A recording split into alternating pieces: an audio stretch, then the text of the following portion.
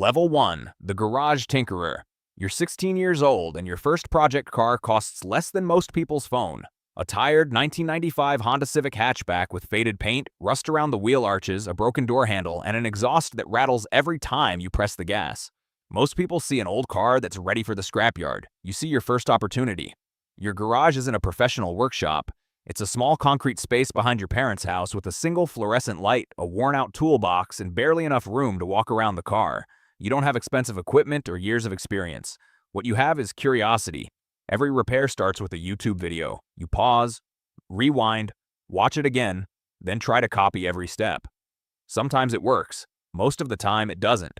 You strip bolts, install parts the wrong way, and spend hours fixing mistakes that take experienced mechanics only minutes. Every failure costs money you don't really have, but every mistake teaches you something no tutorial ever could. Your first modification is a simple cold air intake. It doesn't add much power, but the engine suddenly sounds louder and deeper. For the first time, the car feels different because of something you built yourself. Next comes a set of lowering springs. The installation takes an entire weekend, far longer than expected, but when you finally lower the car onto the ground and see it sitting just a little closer to the pavement, you can't stop smiling. The performance barely changes, but you do. Without realizing it, you aren't just building your first car anymore. You're building your future as a car tuner. Level 2, the car meet regular. You're 18 now, and the Civic doesn't look anything like the car you bought 2 years ago. New wheels, lower suspension, a front lip you painted yourself after sanding it for hours in your garage. Then someone invites you to your first car meet. You expect people to judge your build. Instead, they start asking questions. What suspension are you running? Did you install it yourself? For the first time, you're surrounded by people who understand why spending an entire weekend fixing a tiny problem actually feels rewarding. You quickly realize something else. Building a car isn't about buying expensive parts. It's about knowing why each part belongs there. One person points out your wheel fitment. Another explains why your alignment needs work. Nobody sugarcoats their opinions, but nobody wants you to fail either. Every conversation improves your build. Slowly, your Civic stops looking modified and starts looking well-built.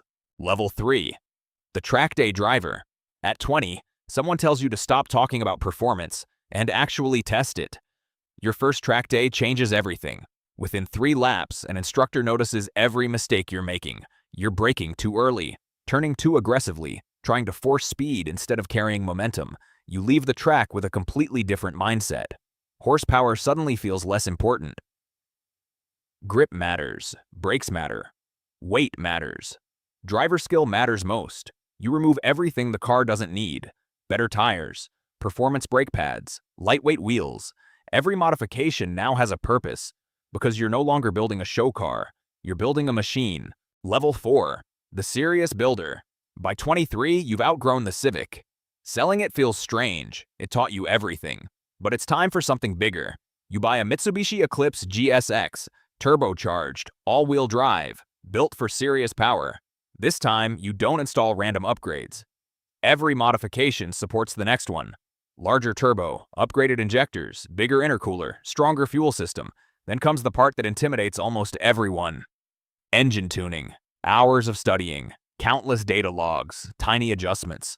When the car finally reaches 300 horsepower on the dyno, it isn't just a number. It's proof that you finally understand how everything works together. Level 5. The no name. At 26, people begin recognizing your car before they recognize you. Friends ask for help, then strangers do. Soon you're diagnosing cars almost every weekend. A Subaru nobody can fix, a rough idle that 3 mechanics missed. Hours later, you find a tiny vacuum leak hidden beneath the intake. The engine finally runs perfectly. That's when you discover something important. Building cars is one skill. Finding problems is another entirely. Level 6, the professional tuner.